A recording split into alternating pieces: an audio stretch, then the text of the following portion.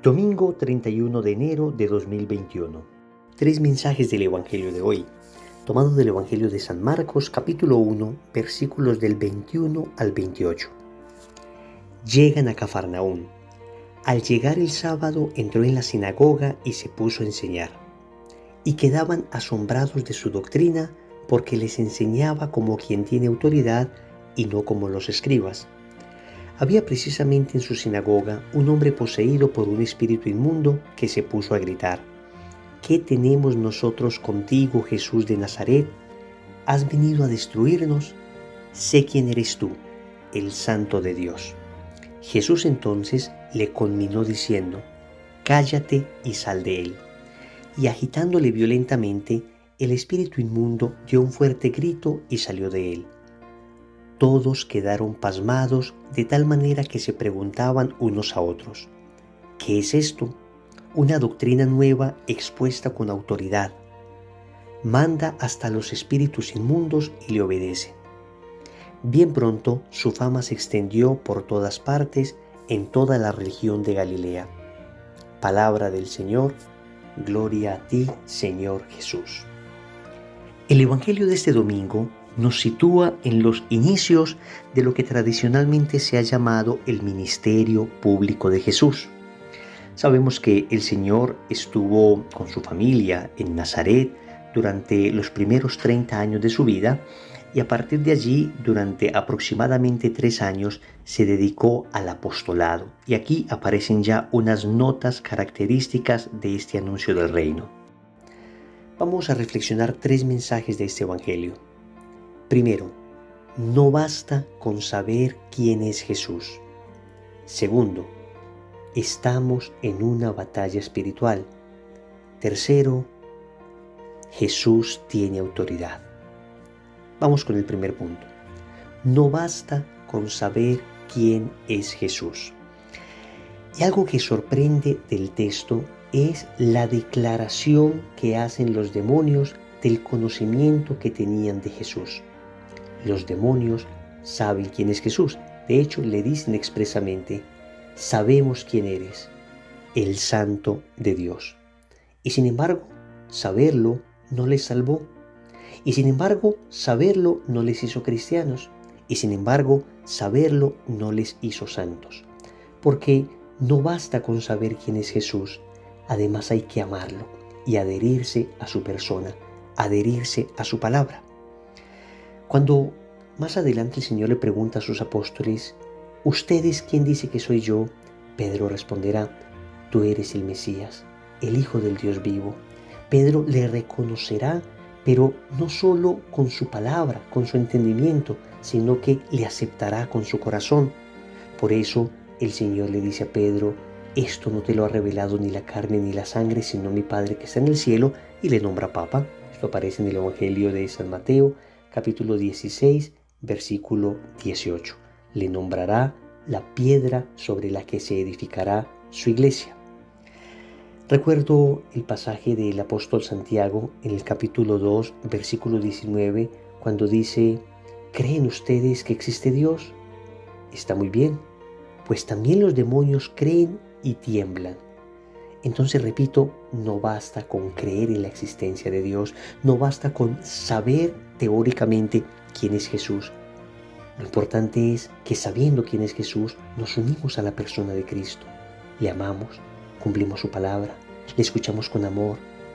Una vez nos enamoramos de Él, entonces le ponemos como el primero en nuestra vida. Debemos amarle y obedecerle, porque también si decimos que le amamos, pero no le obedecemos, ¿qué amor es aquel que desprecia los mandamientos de aquel a quien dice amar? Segundo, estamos en una batalla espiritual. Comienza el Evangelio diciéndonos que Jesús enfrenta a un demonio, porque no podemos perder de vista que estamos en una batalla espiritual. Es la lucha del bien contra el mal, trazada con toda claridad por el Señor en el libro del Génesis, capítulo 3, versículo 15, ese famoso texto conocido como el protoevangelio, en el que el Señor divide el mundo en 2 bandos, los hijos de la mujer y los hijos de la serpiente. y le dice a la serpiente: pondré enemistad entre ti y la mujer, entre tu linaje y el suyo. Ella te aplastará la cabeza, mientras tú tratarás de herir su talón. Es el combate entonces contra el mal. Es el combate contra el pecado. Por eso el Señor nos invita a convertirnos, a dar un giro de 180 grados, a cambiar nuestro comportamiento, nuestras ideas y adherirnos a Él, a sus ideas, a lo que Él nos enseña. Es un combate contra el error. Por eso el Evangelio nos dice que el Señor enseña. Esto es importante. Muchas veces nosotros solo quisiéramos en la fe estar en el aspecto sensible.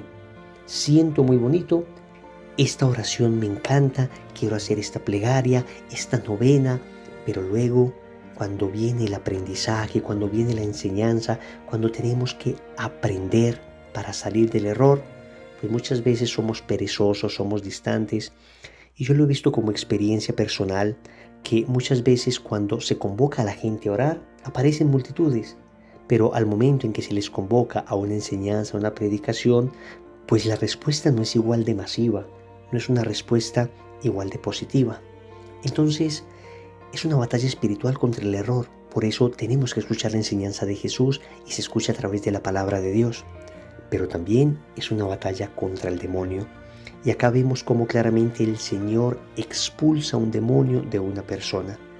Hay corrientes teológicas ahora que se han contaminado mucho de racionalismos bíblicos que niegan incluso la existencia del demonio. Hay que declarar que nosotros creemos con la Iglesia lo que durante 2000 años se ha predicado, que existe un ángel que en principio fue creado por Dios bueno y que rebelándose contra Dios se volvió a sí mismo malo, y que el demonio existe. Precisamente el Señor vino a vencer la acción del demonio sobre el mundo. Por eso la carta a los Efesios en el capítulo 6, versículos del 11 al 12, nos dice: revestíos de las armas de Dios para poder resistir a las acechanzas del diablo, porque nuestra lucha no es contra la carne y la sangre, sino contra los principados, contra las potestades, contra los dominadores de este mundo tenebroso, contra los espíritus del mal que están en las alturas. Es un combate espiritual, pero esto no es para temerle al demonio. Todo lo contrario, es para afirmar nuestra fe en Jesús y estar seguros que con Él nada hay que temer, porque Él ha vencido al demonio. Estamos en una batalla espiritual, entonces a vivir en gracia. Estamos en una batalla espiritual, entonces a escuchar la palabra de Jesús. Estamos en una batalla espiritual, entonces a crecer en santidad. Tercero, Jesús tiene autoridad. Y el texto de hoy nos habla en dos ocasiones cómo los judíos se sorprendían con la autoridad que tenía Jesús. Y decían que Él no predicaba como predicaban los escribas. Los escribas eran algo así como los teólogos de la época. Y la manera de predicar en las sinagogas era bastante curiosa. Era una lista ininterrumpida de frases dichas por antiguos maestros. Entonces, mientras más frases se dijera de rabinos antiguos, más autoridad tenía la predicación.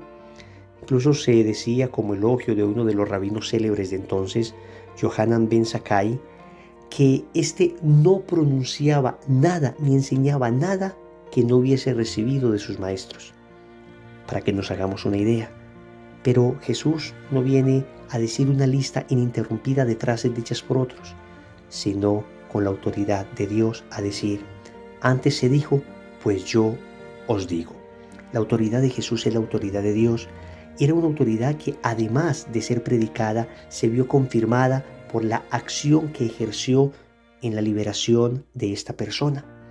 Pero más allá de eso, Jesús no solo tenía autoridad por su palabra, sino por su santidad de vida.